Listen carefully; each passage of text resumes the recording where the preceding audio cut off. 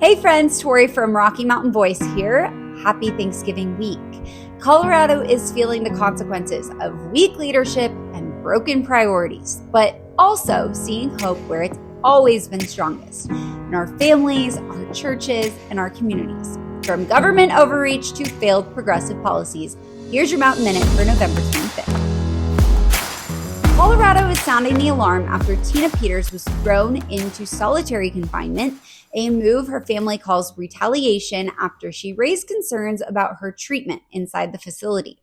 Peters was strip searched, moved to medical, then isolated for up to 17 days with almost zero communication access.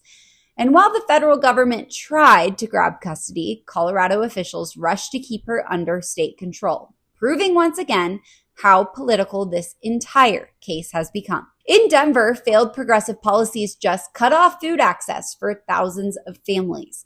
Joy's Kitchen, which serves 5,000 families a week, was abruptly evicted from its warehouse. Volunteers had to burn through next month's food budget to keep people fed through emergency pop-ups. This is what happens, folks, when a city focuses more on ideology than on serving the people who actually live here. Colorado is also cutting health insurance subsidies for 12,000 illegal immigrants after federal tax credit changes. Now, the state is using a lottery to decide who keeps zero-cost care, while taxpayers keep footing the bill. More than 5,000 people who paid nothing this year will now lose coverage entirely. Meanwhile, in Mesa County, real community leadership is showing up where government has failed. Churches are stepping in to confront the region's mental health crisis, where suicide rates are nearly double the national average.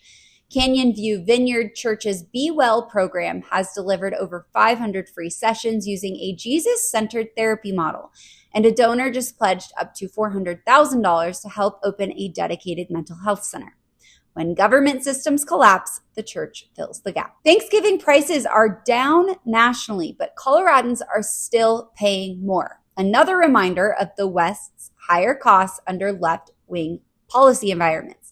The average dinner for 10 is $61.63, well above the country, and turkey prices fell 16%, but key produce spiked thanks to labor shortages and weather impacts. Meanwhile, Denver Public Schools is drowning in $4 billion in long-term liabilities, more than its total assets, including interest payments on $1 billion in unspent bond funds. With enrollment plummeting and closures looming, taxpayers are asking, where is the accountability? And Xcel Energy wants to hike rates again, a 10% increase for 26.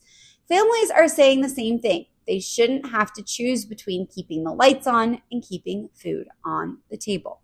And in national news, more than 300 children remain missing after armed militants attacked a Catholic school in Nigeria, a tragedy barely covered by mainstream media focused on far less pressing narratives. And a newly unsealed filing shows Meta misled the public and endangered children with a shocking 17-strike policy that lets sex trafficking accounts stay active again and again. Internal testimony confirms Meta hid data showing strangers routinely contacted minors, and addictive design features amplified the harm. And finally, one of Rocky Mountain Voice's commentaries urges parents to stop financing the second job. With childcare swallowed by government-driven costs, many families discover their second paycheck is erased by daycare, commuting, taxes, and takeout. The piece argues homeschooling gives families agency, time, and stability, and more financial freedom than pouring two incomes into a broken system. That's your Mountain Minute for today. You can read every story in full at RockyMountainVoice.com. We'll have lots more for you for this Thanksgiving week, but in the meantime, stay sharp, stay bold, and stay in the fight. We'll see you tomorrow.